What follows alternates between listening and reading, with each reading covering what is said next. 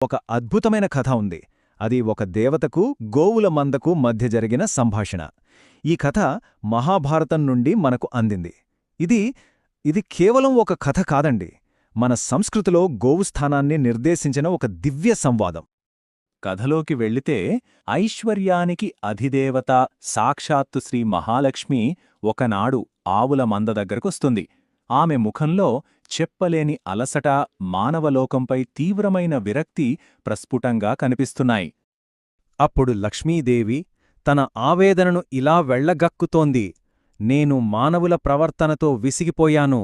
ధర్మాన్ని పూర్తిగా విడిచిపెట్టి హింసను ఆశ్రయించిన వారి మధ్య నేను ఇంక ఉండలేను అని ఆ గోవులతో మొరపెట్టుకుంటోంది.